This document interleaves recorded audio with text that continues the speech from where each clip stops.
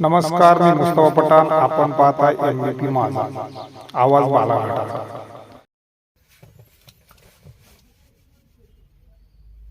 जय मूल निवासी साथियों, जय संविधान, जय भारत, जय महाराष्ट्र. सध्याची जी परिस्थिती आहे त्या परिस्थितीचा विचार करता एक बाजूने विचार न करता सौ बाजूने विचार करण्याची आज गरज आहे. कारण शिक्षणाचं बाजारीकरण होत चाललेलं आहे. नेकनूर येथील डीएड कॉलेजला ज्यावेळेस मी गेलो आणि त्या ठिकाणी जी मी पाहिलं ते पाहून मला असं वाटू लागलंय की सरकारला आपल्या पुढच्या संपूर्ण भविष्य, आपल्या पुढच्या ज्या संपूर्ण पिढ्या आहेत त्यांचं सर्वांचं या लोकांना नुकसान करायचं आहे, असं एकंदरीत त्या ठिकाणी गेल्यानंतर मला वाटलं. त्या डीएड कॉलेजमध्ये सर्व समाजाचे विद्यार्थी आहेत. एकट्या मुस्लिम समाजाचे विद्यार्थी आहेत असं नाही, सर्व समाजाचे विद्यार्थी आहेत. आणि त्या सर्व समाजाच्या विद्यार्थ्याची अवस्था पाहता असं वाटतंय की ते कॉलेज कधी बंद पडन याचीच सरकारला वाट आहे. सरकार याचीच वाट बघतंय की ते डीएड कॉलेज कधी बंद पडेल. ते कॉलेज नेकनूर ते डीएड कॉलेज 1.5 किलोमीटर आहे. त्या 1.5 किलोमीटरमध्ये जेव्हा ह्या मुली ग्रामीण भागातून येतात तर त्या ठिकाणी एसटी थांबत नाही. एसटी थांबा त्या ठिकाणी नाहीये. बस थांबा तिथं व्हायला पाहिजे, त्याचा बोर्ड पाहिजे, तो नाहीये. एसटी त्या ठिकाणी थांबत नाही. 1.5 किलोमीटर कॉलेजपर्यंत पावसामध्ये त्यांना पायी जावं लागतं. त्या शाळेचे पत्रे फुटलेले आहेत. त्यांना कमीत कमी एवढले असे छिद्र पडलेले आहेत. काही काही पत्रे असे चिर गेलेले आहेत की ते कधी डोक्यावर पडन याची ते म्हणजे वाटच पाहतात. त्या कॉलेजला लाईट नाही, पाण्याची सोय नाही, वॉशरूम नाही. आणि सगळ्यात म्हणजे फक्त एक बाजू पाहून चालणार नाही तर सर्व बाजू पाहिल्या गेल्या पाहिजेत.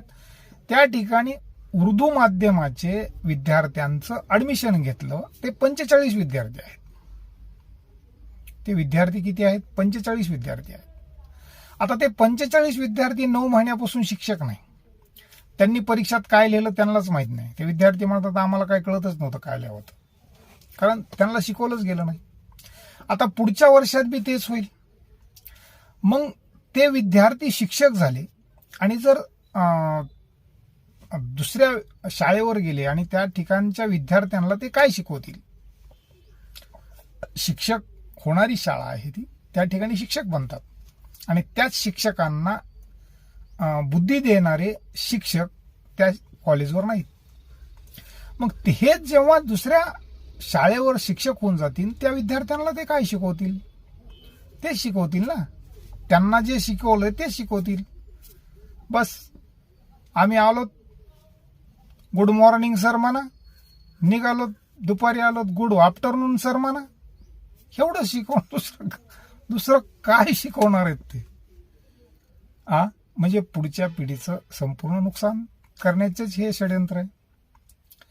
राहिला विषय आता त्या शाळेत म्हणजे बाकी शिक्षक आहेत पण त्या विद्यार्थ्यांसाठी कोणतीच सोय नाही. म्हणजे ते कधी बंद पडेल याची वाट पाहिली जाते. तिथं वॉशरूम नाहीये, तिथं बस थांबा नाहीये, तिथं लाईट नाहीये, पत्रे वरचे सगळे म्हणजे त्यांना छिद्र पडलेले आहेत. एवढंच नाही तर जे ऑफिस आहे, ऑफिसमध्ये विद्यार्थ्यांचा सर्व डाटा असतो. ऑफिसमध्ये विद्यार्थ्यांचा डाटा असतो. त्या ऑफिसच्या पत्र्यांना सुद्धा होल आहेत. मग त्यांचा जर तो कागदपत्रे सगळे त्यात असतात, मग ते सगळे कागद भिजले तर डीएड कॉलेज आहे. विचार करा, डीएड कॉलेज आहे आणि त्याची अवस्था ही आहे. लाईट नाही, वॉशरूम नाही, पाणी नाही, त्या ठिकाणी बस थांबा नाही. आणि सर्व समाजाचे विद्यार्थी त्या ठिकाणी फक्त ओनली वन उर्दू शिक्षक म्हणून आवाज उठवणं आणि उर्दूचा शिक्षक नाही असं नाही. उर्दूचा शिक्षक तर नाहीच त्या ठिकाणी, परंतु बाकी बी सुविधा नाहीत. आणि ही अवस्था फक्त एका नेकनूरच्या डीएड कॉलेजची नाही तर संपूर्ण भारतातील अवस्था या लोकांनी अशी करून ठेवली. गोरगरिबाला दर्जेदार शिक्षण भेटावं हा हेतूच यांचा नाही. म्हणजे पुढच्या पिढीचं भविष्य हे बर्बाद करायला लागले. आज कॉक्रोचने जे आंदोलन केलं पेपर फुटीमुळं, तसंच आंदोलन यासाठी सुद्धा होणं गरजेचं आहे की पुढचं भविष्य हे बर्बाद करायला लागलेत. जिल्हा परिषद गव्हर्नमेंटच्या जेवढ्या शाळा आहेत तेवढ्या बंद पाडायचा यांचा प्लॅनिंग आहे. कारण त्यांच्याकडे मुळीच पाहिलं गेलं जात नाही. नको तिथं बजेट खर्च करतात हे लोक. नको तिथं बजेट झालं पण ते काही लोक ते बँका बुडून पळून जातात, त्यांना बी माफ करते. ते मोठ्या मोठ्या सेठ लोकांना कर्ज माफ केलं जाते, मोठं कर्ज माफ केलं जाते. परंतु शाळेवर खर्च करायला आमच्याकडे पैसा नाही. शाळेवर खर्च हे लोक करत नाहीत.